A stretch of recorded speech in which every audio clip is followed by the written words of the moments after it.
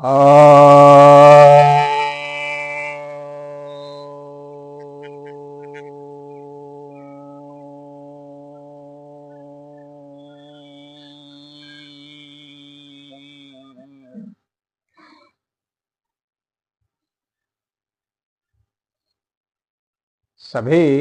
भक्तजनों को सप्रेम नमन।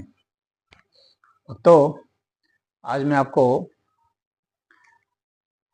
नागपाश मुद्रा बतलाने जा रहा हूं। नागपाश मुद्रा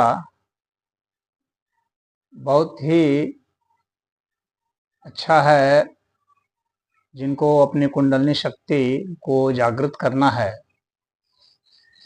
और जिनको अपनी आकर्षण शक्ति बढ़ाना है और जिनको अपने मल द्वार, मूत्र द्वार और गुर्दे संबंधित या पेट संबंधित कोई रोग है उसमें भी बहुत ही लाभकारी है। यह आपके भीतर सम्मोहन शक्ति को बढ़ाता है। दूसरे बरबस आकर्षित हो सकते हैं आपके सिद्ध हो जाने पर। इस मुद्रा को जो सिद्ध कर सकता है उसमें बहुत ही आकर्षण शक्ति बढ़ जाती है। इसके नाम से ही विदित होता है कि यह बांध लेता है।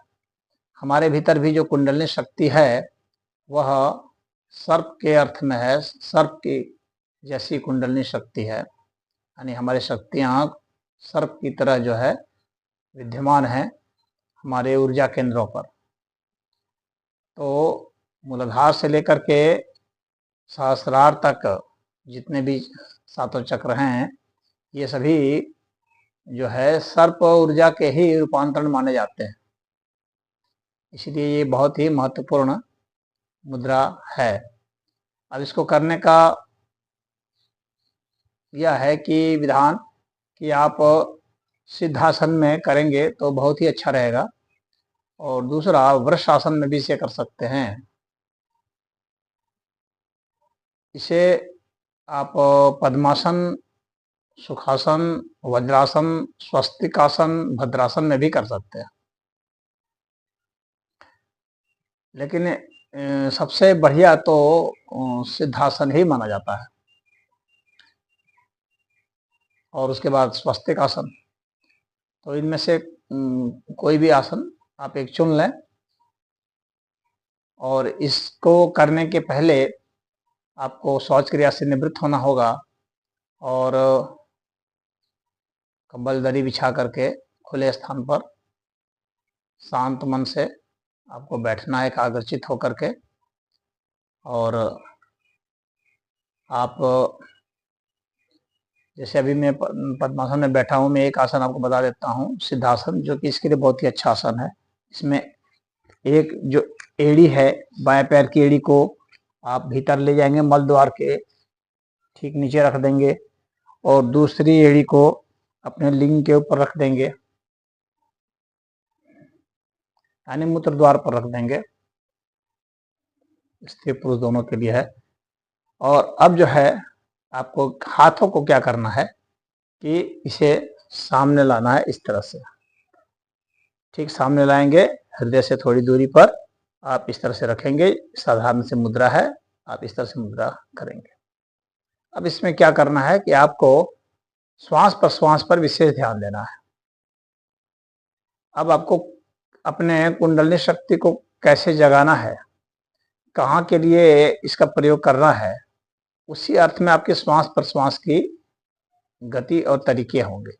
उदाहरण के लिए आपको अगर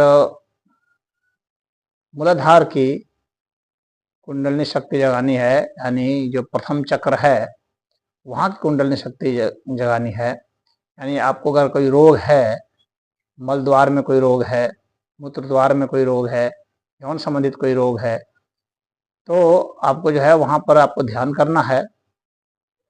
और आपको करना क्या है कि सांस को जोर से फेंकेंगे, लेकिन भरेंगे सामान्य से। और जिस तरह से सांप नाग सांप जो है फुर्ती से फेंकता है, उस तरह से आपको फुर्ती से फेंक देनी है सांस को।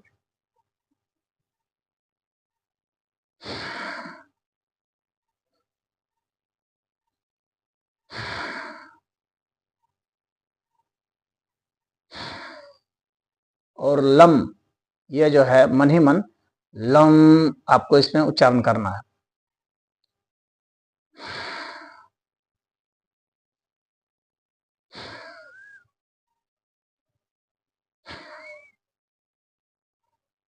इस तरह से आपको 108 बार तक करना है। तो यह जो है आपके लिए मूलाधार चक्र को जगाने काम करता है।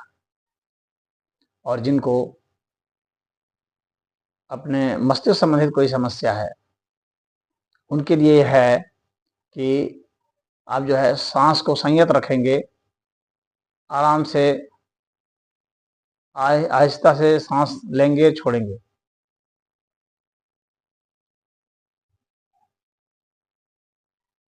लंबी सांस लेंगे, लंबी सांस छोड़ेंगे, लेकिन बहुत धीमे धीमे।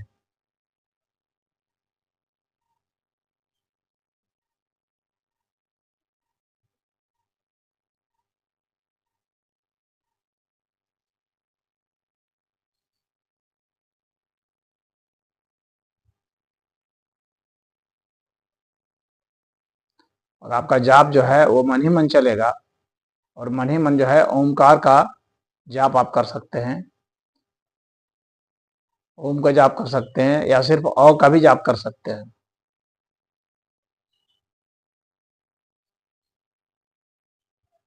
एक 108 बार से लेकर 1008 बार तक किया जाता है।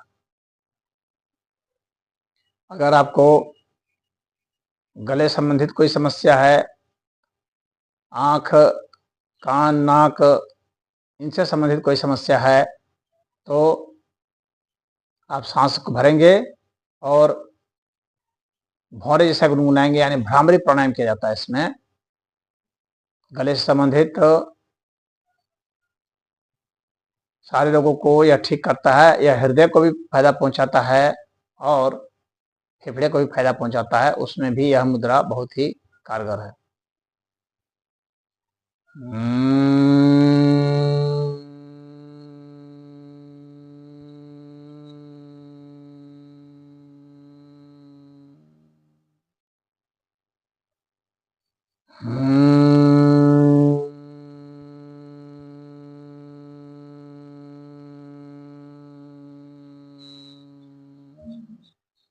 इस तरह से आप कर सकते हैं।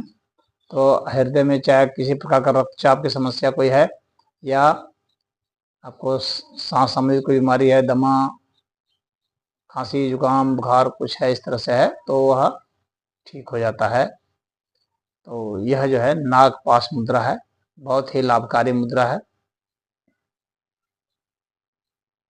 तो इसको आप करेंगे और देखेंगे कि बहुत ही जल्दी आपको बहुत ही लाभ पहुंचाने का यह कार्य करेगी यह मुद्रा। तो अगर आपको फायदा लगेगा तो लोगों को बताइए, इसको आप शेयर कीजिए, दूसरों को भी ज्ञानवर्धन और सनातन धर्म के ये सब जो योग विधियां हैं इसको बताएं, तो बहुत ही अच्छा रहेगा।